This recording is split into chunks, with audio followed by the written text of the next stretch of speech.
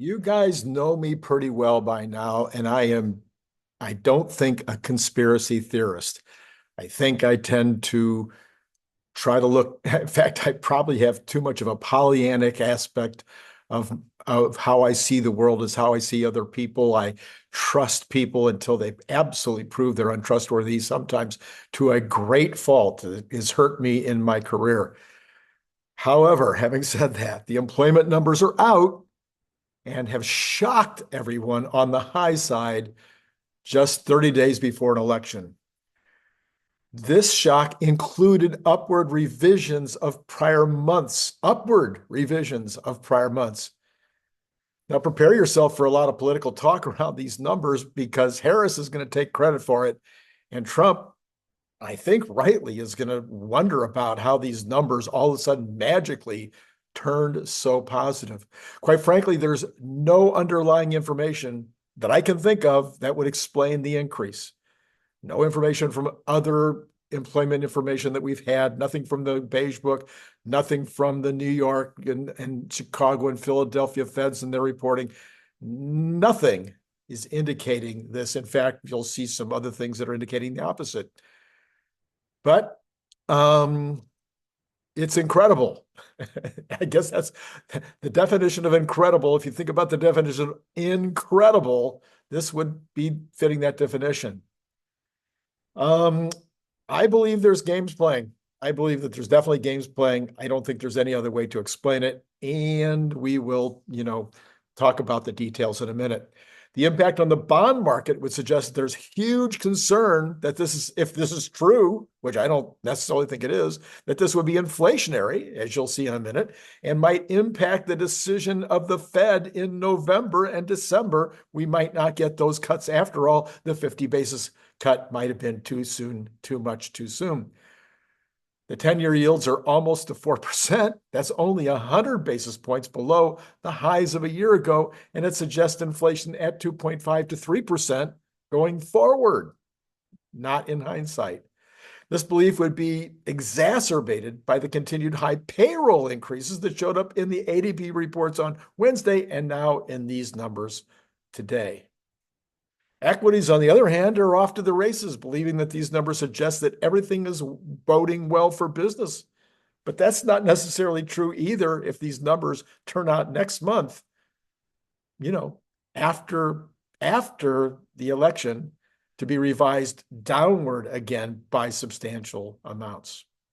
With that said, there's plenty of Tesla news this morning, which along with the macro is strong this morning, driving Tesla shares higher, hopefully towards my 265 number by 10:10.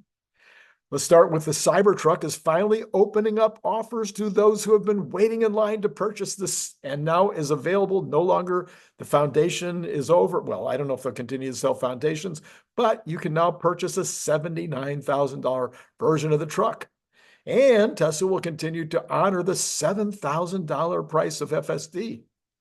Commercial tax credits will apply, but not the $7,500 IRA tax deduction. So this vehicle is still too rich for my blood, but this could open the door to a big additional raft of buyers. In fact, I've seen people on X already asking questions as they make decisions to take this opportunity when it comes their way. Meanwhile, production of the Cybertruck seems, according to Tesla, is above 2,000 a week. That would be 100,000 a year run rate. The original goal by the end of this year was for 2,500 per week, and they seem to be on track to get there. So 2,500 a week would be, I think that's 125,000 run rate, about half of the eventual expected run rate. Now, again, we talked about this yesterday in detail. I'm thinking now that maybe the ultimate capacity of Austin on the Cybertruck is way above 250,000. Given that what we're hearing now is that there's still one shift, one line, that there's a second line available for Cybertruck, and of course, there's potential for 4 shifts. So is it possible, would somebody please help me on this, is it possible that we might be looking at 1 million unit capacity on Cybertruck out of Austin without adding additional space? I don't know, but that suggested if we go to 4 shifts and 2 lines, that it would be 8 times the current 800,000 year run rate. And so 800,000 or so. Elon reported last night that FSD is very close to passing the 10,000 miles between critical safety interventions. Says for most drivers, this would be 1 year in between interventions. Now, all indications that I have would suggest that we're right around 125 miles between safety interventions right now, but that's Elon obviously has capacity to see way beyond what I can see or what the numbers are that people are reporting on the streets right now. But he knows way more than we do about this. Elon also reported and then from Barron's, we have this about Rivian. Rivian on Friday reported third quarter production of 13,157 units. That's down 19% year over year. Customer deliveries were 10,018 units, down 36% year over year. Through the end of September, Rivian delivered 37,396 vehicles, up 3% year over year, and production amounted to 36,749, down about 7%. Falling production is a surprise. The company's prior guidance was for 57,000 this year. That's not going to happen. The new full-year production guidance is 47,000 to 49,000 vehicles, lower than 2023, which was about 50,000. Delivery should fall in the range of 50,500 to 52. That is less than the 56,000 expected, and the stock is down this morning. According to Rivian, parts shortages are to blame. They're experiencing a production disruption due to shortage of shared component on R1 and the RCV platform, said a company press release. The RCV is Rivian's commercial vehicle. The supply shortage impact began in Q3 of this year, has become more acute in recent weeks, and continues. This is unacceptable. You've heard me say these things before, but as a factory owner and somebody who's been in sales and marketing and manufacturing almost all of my adult life as a sales and marketing, actually even into my childhood as a sales and marketing guy, and as a factory owner for 30 years, all of the Rivian excuses are completely unacceptable. I wouldn't own this stock if you gave it to me. I would sell it immediately. When you have, if you have these kinds of supply disruptions, you find a way. I can tell you that I had an employee mess with me in a major way with regard to a particular piece of equipment that shut down my primary line, and with no equipment in the building and with missing other equipment, I was able to get all my lines back up, some of them within the same day, and production of the major piece of equipment that was gone, I was able to outsource that production and be back in business within 4 days. This is impossible. These are not big numbers. We're talking about 5 million units a year of water bottles and 1 million units a year of my liners, and not several thousand, tens of thousands. This is not good. Okay. The All In podcast yesterday did a very, very long interview with Mark Cuban. I have 3 key takeaways. One, he truly is an amazing entrepreneur with a very solid track record of success. Number 2, he thinks Elon Musk is absolutely amazing. Couldn't say enough about Elon Musk as an entrepreneur. And of course, that's high praise from someone who is at least in the competition for being one of the best entrepreneurs of our time. Number 3, his decision to support Harris seems to be based on his personal experiences with Harris and Trump on an individual level.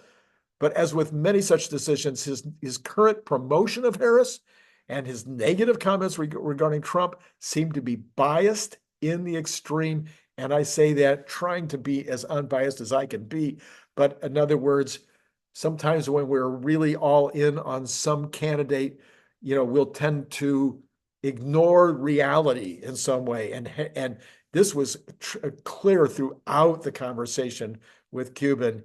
He just was ignoring some realities that were being pointed out to him, and he was ignoring even the validity of the way that he was the clarity was being provided. Anyway, number 4, Mark Cuban is also very good at thinking he knows exactly what other people's motives are. Now, that is an important characteristic of somebody as successful as him. So he might be right a lot, but he was suggesting a lot of things about what he thinks Harris's motives are, where she has completely flopped and flipped from where she was her entire career. And now all of a sudden she's got the light and she's changing and she's going to do things completely different. And he believes that that's true and that her motives are sound and that she's honest about all these things. And I think that's nonsense. And I think that he assumes a lot of motives in Elon Musk and in Trump. He just makes these assumptions about what their motives are, when I don't think that he has it right. So anyway, that's my take on that very long interview from yesterday. Sawyer Merritt reporting this morning, Tesla has announced that they've opened 28 new supercharger stalls globally in Q3. That's an average of 30 per day, 23% year-over-year network growth. 23% growth. Remember now, everybody was, they cut out all these people. They decimated the Tesla supercharger department. Well, guess what? 23% year-over-year network growth. 150 million gallons of gasoline were saved by delivering over 1.4 terawatt hours of energy to the EVs being charged. It doesn't say over what period. Maybe that's over the quarter. This is Randy Kirk. It is time to hit the like button, to hit the subscribe button, and to hit the notify button. You really want to hit the next 4 shows. I can promise you. You want to watch every single one of them. I've got AJ this morning at around 11 o'clock California time. The video, I've already done the interview with him about 2 hours ago, 5 o'clock California time. The interview is in the can. It turned out way better than I expected. You do not want to miss this. Then tonight, I've got Larry Goldberg. We will be talking about Good News Friday. Then tomorrow morning, either the first thing in the morning or later in the morning, Larry and I will be going over the Cathie Wood.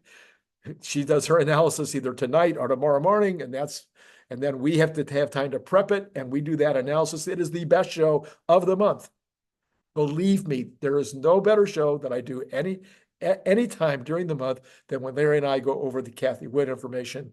So you don't want to miss that. That'll be tomorrow. And then tomorrow, I've got a special that I've been working on for a couple of days where I will talk about all the reasons why Tesla should have a supervised Robotaxi network immediately. And I think you'll see that I'm right. I have 12 reasons. They're substantial. They're in-depth. It is, I think, a report you do not want to miss. Those are the next 4 shows. So you need to hit notify. And then if you get anything out of any of that, if any of that is worth $3 a month to you or $5 or $10, please go down and contribute to Patreon. It's time. We need to get more and more Patreon folks going. All right. Speaking of AJ, he reported this morning that the Atlanta Fed revised the U.S. GDP third quarter estimate down from 3.1 to 2.5. I think that's still very high. I don't expect that to be the number by any stretch of the imagination. Obviously, I think we're in recession, but the jobs numbers this morning would tell me that I'm completely wrong. Everything is great, and 2.5 is probably 100% correct. We'll see who turns out to be right as the months progress. CNBC actually did the best job this morning of analyzing those numbers from the Labor Department. And here we go. The U.S. economy added far more jobs than expected in September, pointing to a vital employment picture as the unemployment rate edged lower. Anyway, the Labor Department reported Friday. Okay, here we go. Non-farm payrolls surged by 254,000 for the month, up from a revised 159,000 in August, and better than the 150,000 Dow Jones consensus. Better than? By 100,000? The Dow Jones consensus is off by 104,000? The unemployment rate fell to 4.1, down 0.1%. Over the previous month, and of course that's on the other way that they do it, the household survey. That seems more in line with what I would expect. I would expect it to be changing just a tiny bit. With upward revisions from previous month, the report eases concerns, maybe, about the state of the labor market and likely locks in the Federal Reserve to a more gradual pace of interest rate reductions, maybe none. August total was revised up by 17,000. July saw a much larger addition of 55,000 up, taking the monthly growth to 144,000 average. Strength in job creation spilled over to wages as average hourly earnings increased by 0.4% on the month and were up 4% from a year ago, way higher than the Fed wants them. And this is the worry that they have. This is maybe better statistics than some of the others because it agrees with ADP. And this is the thing that the Fed is worried about this ratchet effect, about this flywheel effect of wages increasing, prices increasing, wages increasing, prices. This is the concern. Both of these figures were ahead of the respective estimates for 0.3 and 3.8. The average work week nudged lower to 34.2 hours, down 0.1 hours. This also suggests that the numbers are wrong. You don't lower the number of hours and increase the number of employees. It was wow across the board, much stronger than expected, according to Cathie Jones, chief fixed income strategist at Charles Schwab. The bottom line is this very good report. You get upward revisions and tells you the job market continues to be healthy, and that means the economy is healthy. Stock market futures added to gains. Yes, they did, and the stock market's up. Restaurants and bars led job creation for the month, and hospitality industry adding 69,000 positions after averaging just 14,000 over the previous 12 months. We're going into the fall, and the hospitality industry added 69,000 positions when they weren't doing it, when they were not. Anyway, healthcare, a consistent leader. Well, duh, that contributed 45,000. Government grew by 31,000. Social assistance by 27,000, and construction by 25,000.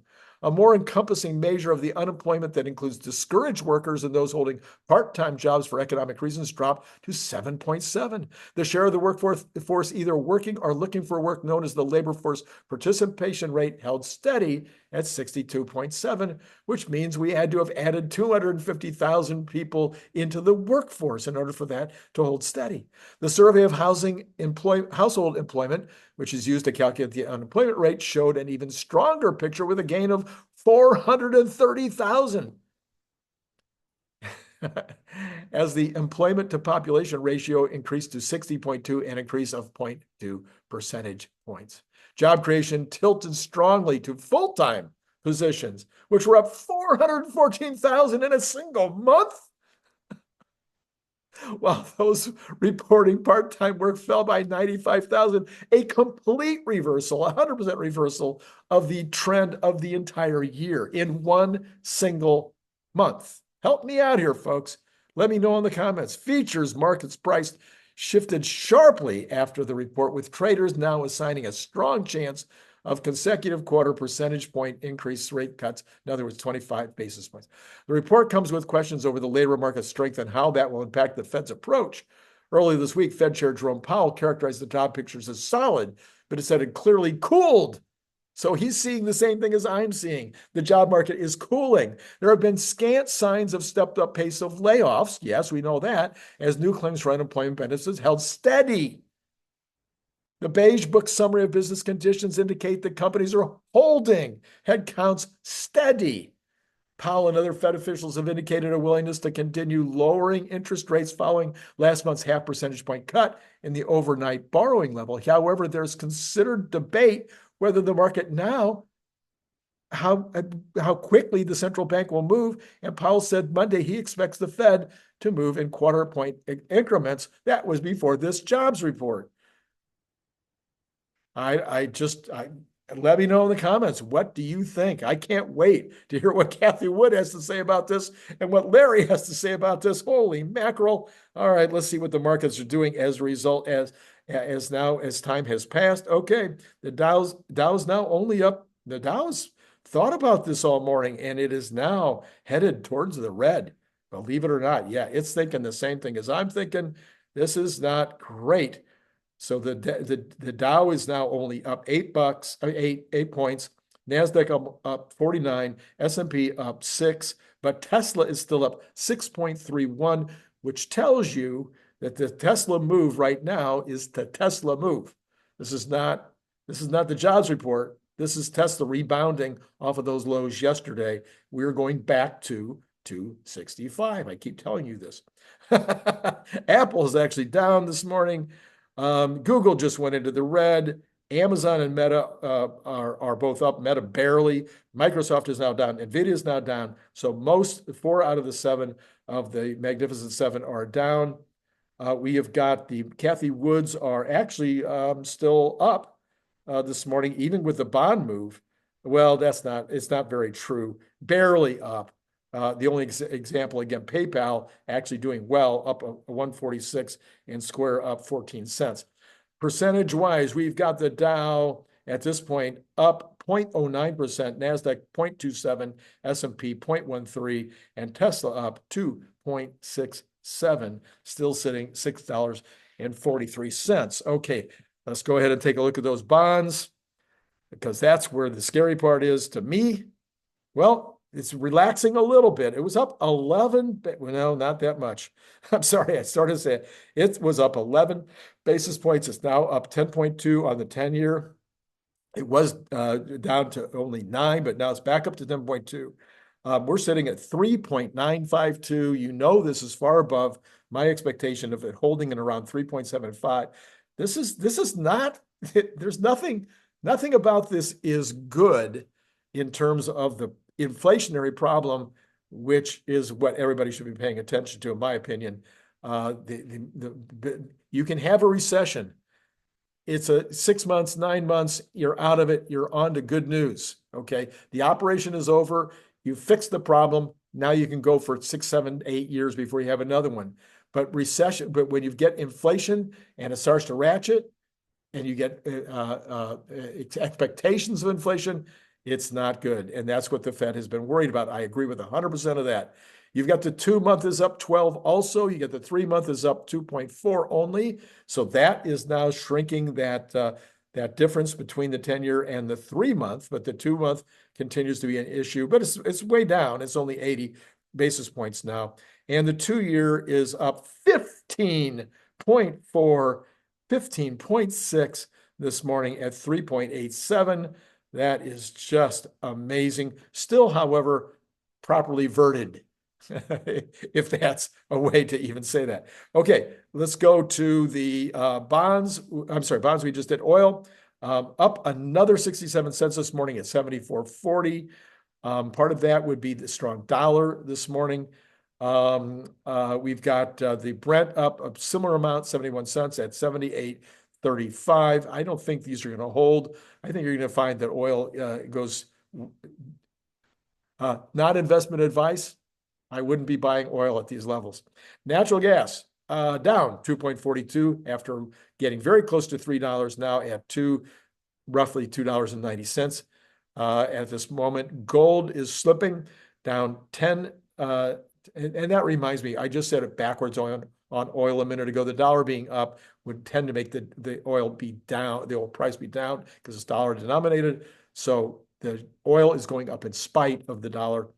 So gold down 10.40, probably partially due to the dollar sitting at 2,668. Silver down 1% at 32.11. That's still very strong for silver.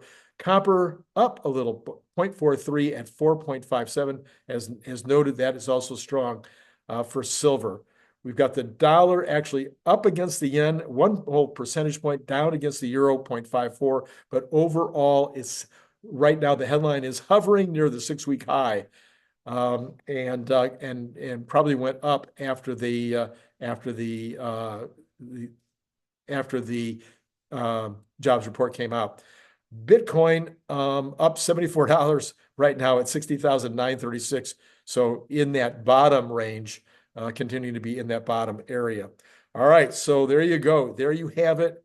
I've already pitched you about as hard. Well, so now you've got continuation of all 3 indices staying around zero, just barely up. But Tesla going up higher, $8.07, $248. We're now only, we're getting closer and closer to 265. All right, so I pitch you as hard as I could possibly pitch you on these next 4 shows. So be sure to hit all the buttons that like and subscribe and notify. The AJ for the first time on my show. I don't know if it's the first time he's been on anybody's show, but it's the first time on my show. I think you'll like him. I think you'll find him a very good thinker, kind of a Larry Goldberg kind of solid, steady, numerically based. I think you're going to like AJ a lot, and he says he wants to come back on. Hey, we can do that again. And Larry tonight, Larry tomorrow morning on the Cathie Wood report, and then my special report on why supervised is the right way to go. Okay, that's all I got for you right now. It's been great talking to you.